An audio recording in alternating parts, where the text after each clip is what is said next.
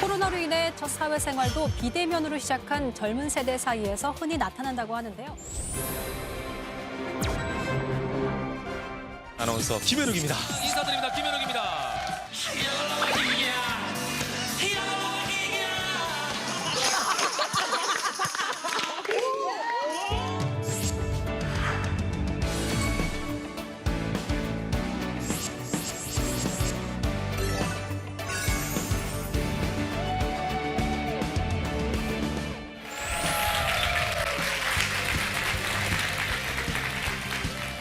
네, 여러분 안녕하세요. 반갑습니다. 자, 오늘 제가 이제 준비한 내용은 개인화 시대의 스피치 방법과 자신감 키우기라는 제목의 강연인데 제가 어떤 사람인지 모르는 친구들도 있을 것 같아요. 그죠? 네, 좀 이렇게 어린 친구들. 여기서 제일 나이가 어린 친구가 몇 학번인가요?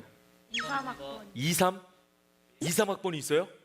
놀랍네요. 그죠? 제 아들, 딸이 17년생인데 17년에 태어난 것도 놀랄 일인데 23년도에 학교를 들어왔다고 하니까 더 놀랍네요. 이거는 약간 쇼킹한 그런 느낌입니다.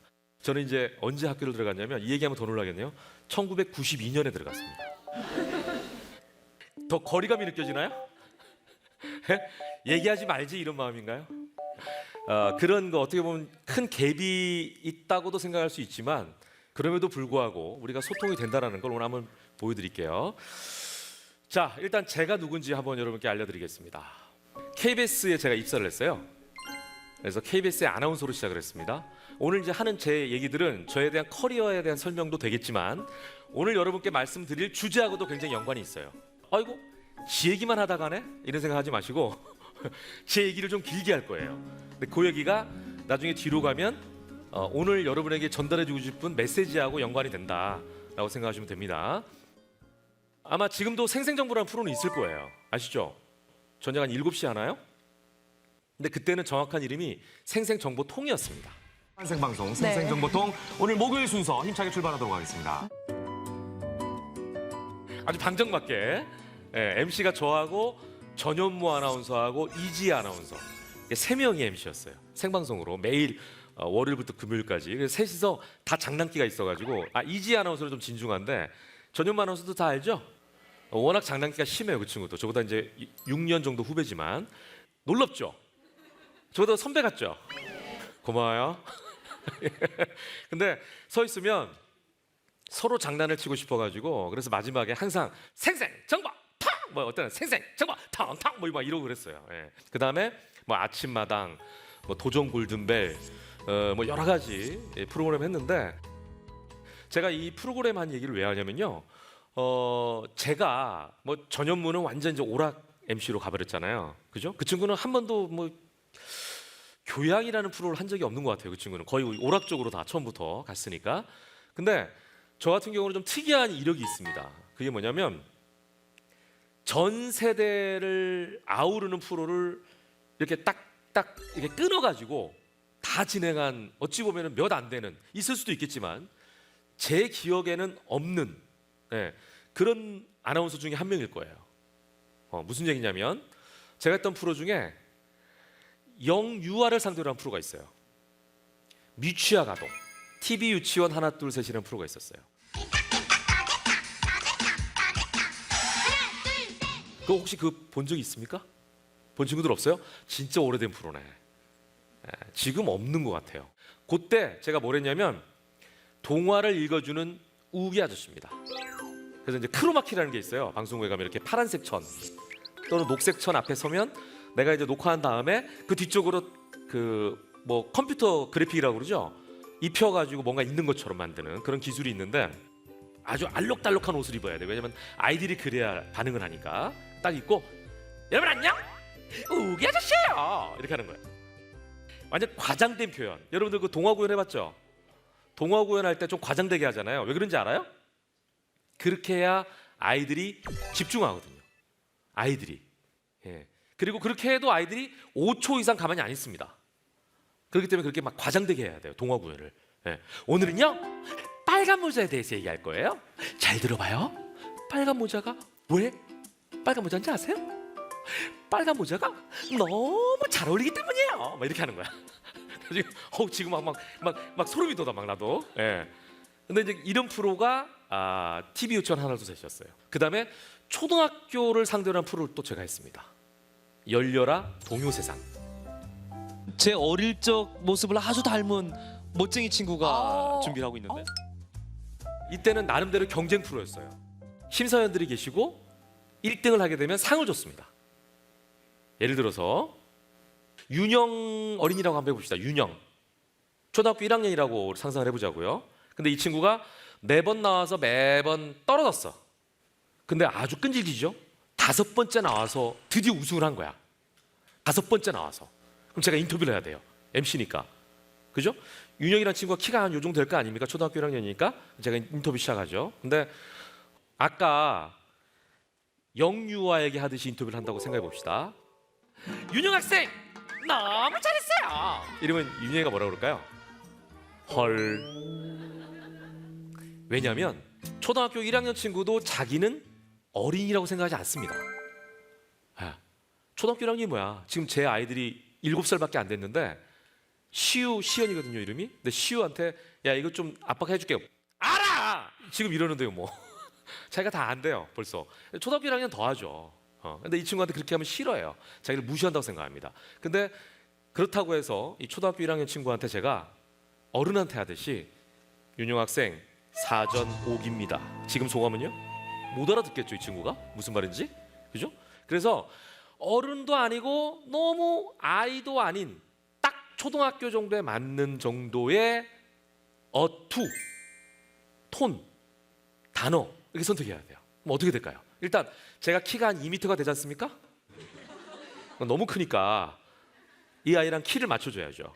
그러니까 이 친구가 이 정도 되니까 그럼 그냥 인터뷰하지 않고 카메라에 투샷이 잡힐 수 있도록 이렇게 무릎을 구부려 줍니다. 그래서 이제 이 친구랑 눈높이가 맞잖아요. 그죠? 그래서 내가 이제 사전 오기를 풀어줘야지. 어떻게 풀죠? 윤영 학생 그동안 4번 나와서 매번 떨어졌는데 5번째는 우승했네요.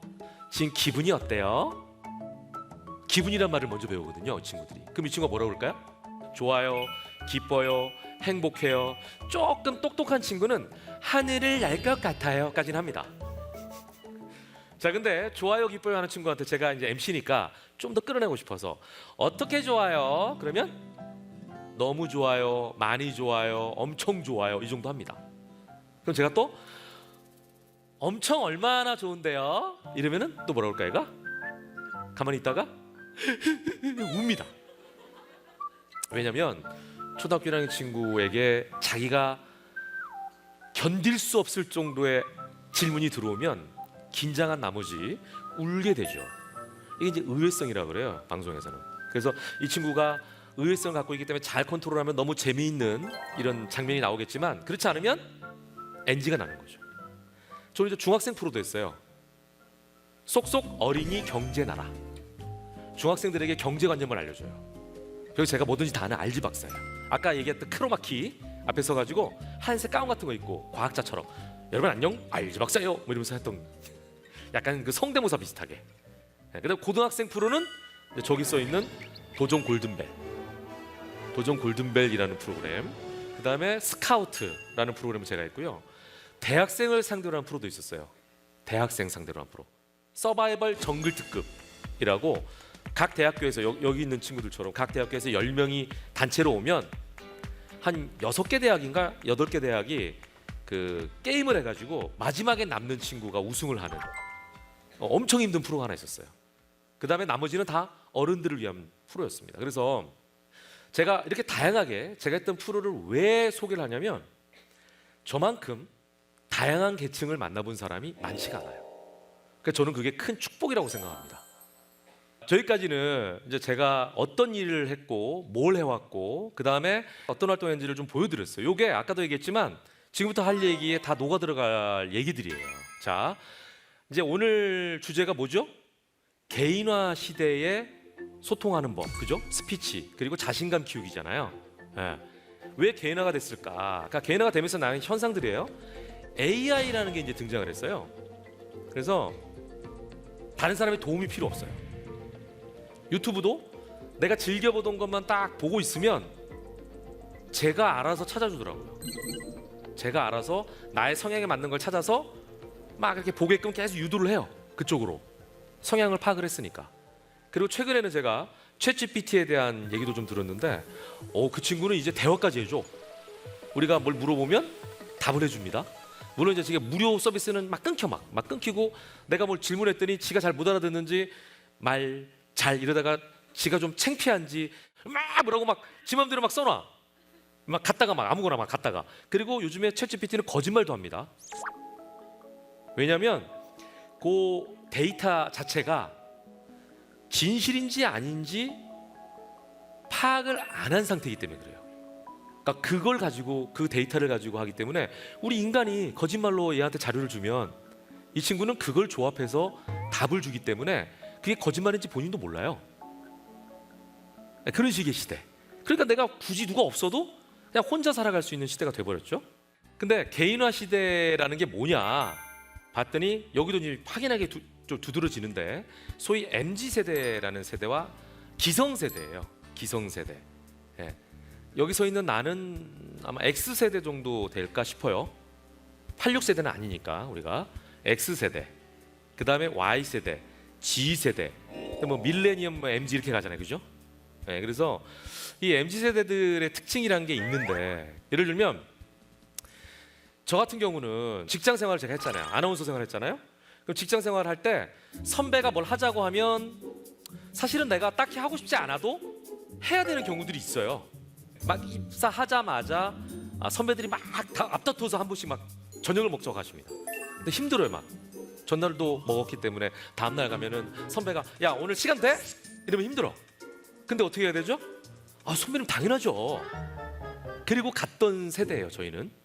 그리고 나서 쭉 오면서 제가 또 하나 자랑할 게 뭐냐면 후배 아나운서들이 들어왔을 때마다 뭘 이렇게 사줬던 선배 중에 한 명이에요. 제가 쭉 매 기수마다 사줬는데 어느 순간인가 80년대 후반생들이 아나운서로 들어왔어요. 근데 그때 깨달았어요. 이제 시대가 바뀌었구나. 제가 물어봤죠. 야 오늘 저 저녁이나 먹을까? 그때 후배가 4명인데 첫 번째 후배 선배님 진작 얘기를 하셔야지 오늘 얘기하시면 어떡해요. 첫 번째 후배 미리 자기한테 약속을 잡아야 되는데 오늘 얘기했냐고 묻더라고요. 두 번째 후배 선배님 제가 어제 너무 많이 마셔가지고 오늘 힘들어서 오늘 도저히 안 되겠습니다. 세 번째 후배 선배님 오늘 제가 개인적인 자기 발전을 위해서 오늘 저 어딜 좀 가야 됩니다. 속으로 생각했죠. 내 돈 써서 내가 밥을 사면서 야 후배들의 눈치를 봐야 되나? 그 세대가 바뀐 거예요. 그때부터. 그래서 이거를 이해 못하면 꼰대구나 라는 걸 이제 이해하게 된 거죠. 자, 혹시 모르는 말 있습니까? 머선 129는 알 거고 그죠? 발음상 무슨 일이고 무슨 일이고 머선 129니까 알잘 딱갈센 알잘 딱갈센. 제가 도종골든벨 했잖아요. 그때 고등학생들이 쓰는 단어는 또 다른 단어였어요. 예를 들면 지금 얘기하면 이 친구들이 모를 수도 있는데 예를 들면 좌절금지, OTL. 그러니까 걔네도 세대 차이가 나는 거야 지금 MZ랑. 그때는 OTL하고 이렇게 끄면 좌절금지였어요. 근데 처음에 그걸 몰랐다니까요. 그런 식으로 그 친구들도 이해 못하는 단어들이 지금 쓰이고 있죠. 알잘 딱갈센. 이건 뭐게요? 알고서 잘 딱 깔끔하게 센스 있게. 어쩔 TV도 많이 쓰는 말이죠. 어쩔 TV, 어쩔 라디오, 뒤에다가 각 기구들을 많이 갖다 붙이는. 그럼 저거의 대꾸가 뭐죠? 젖쩔 TV죠. 그건 몰랐어? 네. 아무튼 이런 말들 어렵습니다. 네. 제가 이제 오늘 여러 가지 얘기들을 쭉 했는데 거기에 대한 것들을 왜 얘기했는지를 이제 말씀드릴게요. 자, 대화가 없다면 스피치 방법 또한 불필요합니다. 이 정답이죠. 그러니까 만약에 여기 계신 분들이 특히 이제 학생들이 특히 MZ 세대가 이 자리에 와서 앉아 있을 때 내가 대화하는 방법을 좀 배워야겠다 라고 하는 학생이라면 대화를 해야 된다는 거예요. 그래서 저는 이제 이런 단어를 한번 생각해 봤어요. 뭐냐? 의도적 대화. 억지로라도 그런 환경을 만들자라는 얘기예요. 쉽게 얘기하면 예를 들면 나 혼자 뭐든지 해도 되지만 친구랑 뭘 하기를 좀 찾아가 보고 이런 거 있잖아요. 친구랑 같이 뭘 하려고 노력하고. 뭔지 알겠죠? 그런 식으로 내가 뭔가를 혼자 하는 것보다 같이 해야겠다는 생각을 의도적으로 가져야 돼요. 이게 뭐랑 똑같냐면 스피치에 대해서 제가 이제 많이 가르치잖아요. 그러면 아나운서가 되고 싶어하는 친구들이 뭐라고 얘기하냐면 선배님 이거 제가 학원만 다니면 그냥 몇 번 들으면은 얼마 만에 제가 이 말하는 법이 고쳐지나요? 이렇게 물어보는 친구들이 많아요. 얼마 만에 고쳐질까요? 고급스럽게 얘기할까요? It depends on you라고 합니다. 여러분 학위에 달려있다 그러는데 왜 그러냐면 본인이 얼마나 거기에 노출되고 얼마나 많이 하느냐에 따라서 당연하지만 연습이 될 거 아니에요. 그죠? 다만 중요한 건 뭐냐? 이거랑 똑같은 거예요. 다리를 혹시 떠는 친구 있죠? 예전에는 복달아난다 그랬는데 요즘 MZ세대는 뭐라고 합니까? 혈액순환 중 아이디어가 남다르죠. 어르신들 입장에서는 복달아나는 일이라고 하니까 다리 떠는 친구한테 주의를 주죠. 다리 떨지 말라고 딱 쳐줍니다. 그럼 이 친구가 처음에 떨다가 자기도 모르게 내가 다리를 떨었구나라는 걸 그때 인지하죠. 그죠? 그런데도 또 떨어요. 자기도 모르게. 하지만 몇 번 지적을 해주면 그 다음부터 이 친구가 의도적으로 생각을 합니다. 내가 다리를 떠는구나. 저는 의도적 대화가 같은 의미라고 봐요. 그러니까 여러분들이 대화를 해야지라고 좀 찾아다녀야 돼요. 자, 개인화 시대에 이 스피치 할 기회가 없다라고 생각하지 마시고 의도적인 대화를 통해서 대화할 기회를 좀 만들고 또 더불어서 그 기회를 통해서 제대로 된 스피치를 좀 하게 된다면 아마 여러분들이 어떤 자리에 있든지 간에 여러분 그 자리에서 여러분들의 생각을 정확하게 얘기할 수 있는 그런 자신감이 생기지 않을까 이런 생각을 해봅니다.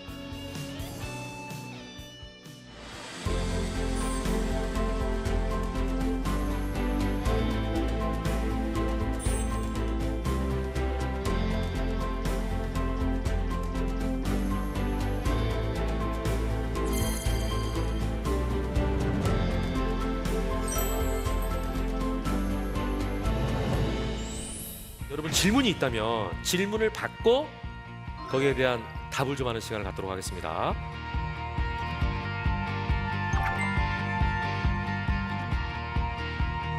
던져주세요.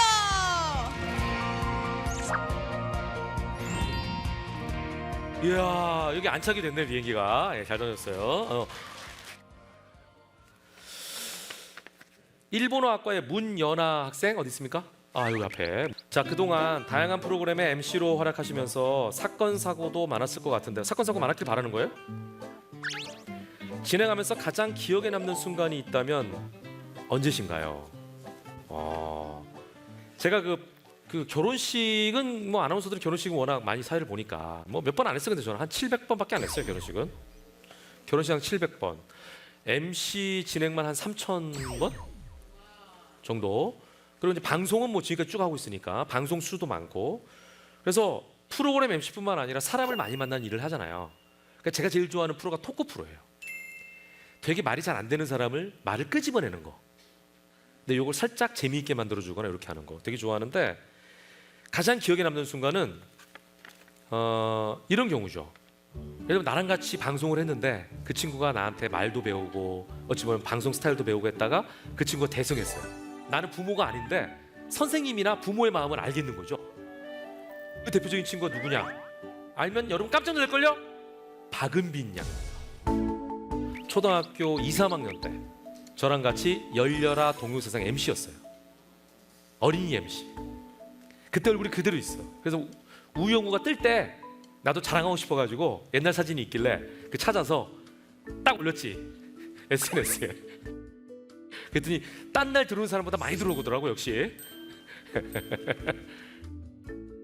나를 통해서 누군가가 이렇게 성장했구나 라는 걸 느낄 때. 도전 골드맨 했던 친구들 내가 MC 갔다가 우연히 MC로 만난 여자 MC도 있어요. MC가 돼 있는 거야. 얼마나 보람 있습니까? 그래서 제가 한 번 만난 인연인데도 이렇게 보람스러운데, 예, 학부모 입장에서 아이를 키운 것 같은 느낌이잖아요, 그죠? 근데 선생님이나 이런 분들은 얼마나 보람이 있겠냐고, 내 제자가 성장했을 때. 예. 그 다음에 뭐 하나만 더 보죠 뭐. 자, 외식 경영의 최아원 학생. 이 친구, 마이크 한번 줘보세요. 마이크. 뭐 궁금한 게 있나요? 이게 뭐지? 이걸 썼는데 이거 직접 우리는 아원 학생의 입을 통해서 한번 질문을 받아보겠습니다. 요즘은 막상 전화해야 될 일이 생기면 너무 긴장이 돼서요. 전화 받을 때 긴장하지 않고 말할 수 있는 방법이 있을까요? 네, 내가 봤을 때 아원 학생은 알고 있을 것 같은데, 예, 뭘까요? 다 알고 있을 것 같아요. 전화가 왜 긴장이 되죠? 안 받아봤기 때문이에요. 전화를. 그죠? 많이 안 받아봐서 그렇습니다. 아까랑 어떻게 보면 같은 대답인데, 전화를 많이 받으면 긴장될 일이 없죠. 그죠? 무대에 한 번 서면 엄청 떨리죠. 근데 무대에 두 번 서도 떨려요. 세 번 서도 떨립니다. 근데 안 떨릴 때까지 서면 안 떨려요. 이게 뭔 얘기냐면, 너무 좀 어떻게 보면 말장난 같다고 들리실 분도 계시겠지만, 전화라는 자체가 내가 익숙하지 않기 때문이죠. 그리고 전화할 일이 없잖아요, 우리가 요즘에. 전화할 일이 없죠. 전화라는 거를 받을 때 두렵다면 내가 일단은 편한 사람에게 전화를 좀 많이 해보는 게 중요할 것 같아요. 내가 일단 처음 편한 사람, 옆에 있는 친구 편한 친구 같은데, 그죠? 저런 친구에게 전화해서 항상 메시지만 하지 말고 목소리를 듣고 이런 거. 그다음에 또 하나는 이제 요거는 이제 기본적인 거고, 또 하나는 전화할 때는요, 사실은 내가 말을 많이 할 필요가 없습니다. 저는 사실은 전화 통화를 길게 안 하는 편에 속해요. 딱 할 말만 하고 끊는 스타일이거든요. 할 말만. 근데 상대방 이런 경우 있죠. 한 1시간, 2시간을 썰을 풀다가 마지막에 끝난 다음에 뭐라 그러는 줄 알아요? 나머지는 이따 만나서 얘기해. 또 할 말이 있는 거야. 이게 뭐죠? 봐야지만 대화에 대한 갈증이 사실 해소가 되는 거예요. 얼굴을 봐야지만. 대화에 대한 갈증이에요. 사람에 대한 그리움, 대화에 대한 갈증. 그래서 다시 좀 정리를 해보면, 내가 편한 사람에게 대화를 먼저 하기 위해서 전화를 좀 많이 해봐라. 그리고 상대방이 전화 왔을 때는 내가 말을 많이 해야지라는 어떤 강박관념보다는 상대방의 얘기를 많이 들어라. 나는 거기에 대해서 단답형으로 대답해도 상관없습니다. 왜? 상대방이 필요해서 나한테 전화를 한 거거든요. 그렇잖아요. 전화가 왔으니까, 이런 경우. 자, 이번 강연은 여기까지입니다. 다음 시간에 또 만나 뵐 것을 약속드리면서 일단 여기서 인사드립니다. 고맙습니다.